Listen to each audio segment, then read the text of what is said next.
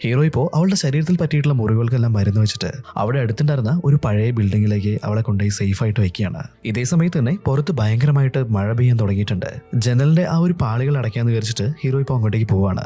എന്നാൽ തിരിഞ്ഞു നോക്കുന്ന സമയത്ത് അവളെ അവിടെ കാണുന്നുണ്ടായിരുന്നില്ല. ഇവൻ ഷോക്കായിട്ട് നിൽക്കുന്ന സമയത്ത് പെട്ടെന്ന് ഇവന്റെ തൊട്ടു മുന്നിലായിട്ട് അവൾ വീണ്ടും പ്രത്യക്ഷപ്പെടുകയാണ്. അതിനുശേഷം അവളുടെ സൗന്ദര്യം കാണിച്ചിട്ട് അവനെ വശീകരിക്കാനായിട്ട് ശ്രമിക്കുന്നുണ്ട്. എന്നാൽ നമ്മുടെ ലീ ആരാമോൻ അവൻ അതൊന്നും മൈൻഡ് ചെയ്യാതെ തൊട്ടടുത്ത് കിടക്കുന്നുണ്ടായിരുന്ന ഒരു തുണി അത് തുറന്നു നോക്കുകയാണ്. നോക്കുന്ന സമയത്ത് ഒരു മന്ത്രവാദിയുടെ ശവശരീരമായിരുന്നു അതിലുണ്ടായിരുന്നത്. ശരീരം മാത്രമേ അവിടെ ഉണ്ടായിരുന്നുള്ളൂ. ഈ മന്ത്രവാദിയുടെ പവർ മുഴുവനും ആരോ എടുത്തിട്ടുണ്ട്. ഇത് കണ്ടു കഴിഞ്ഞപ്പോൾ നമ്മുടെ ലീക്ക് കാര്യങ്ങളെല്ലാം മനസ്സിലാവുകയാണ്. പിന്നെ എന്താ സംഭവിക്കുക, അവൻ ഈ ഒരു ലേഡിയായിട്ട് ഇപ്പോൾ ഫൈറ്റ് ചെയ്യാൻ തുടങ്ങുന്നുണ്ട്.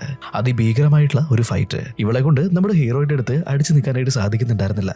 ഹീറോ ഇപ്പോൾ ഇവളുടെ ഈ ഒരു എനർജി അത് പുറത്തേക്ക് എടുക്കുകയാണ്. എന്നാൽ കറക്റ്റായിട്ട് ആ ഒരു സമയത്ത് തന്നെ നമ്മുടെ മീശക്കാരൻ രാക്ഷസൻ അങ്ങോട്ടേക്ക് വരുന്നുണ്ട്. എന്റെ ഗേൾ ഫ്രണ്ടിനെ അറ്റാക്ക് ചെയ്യുന്നോടാന്ന് പറഞ്ഞിട്ട് അവനും ഇപ്പോൾ നമ്മുടെ ഹീറോയായിട്ട് ഫൈറ്റ് ചെയ്യാൻ തുടങ്ങുകയാണ്.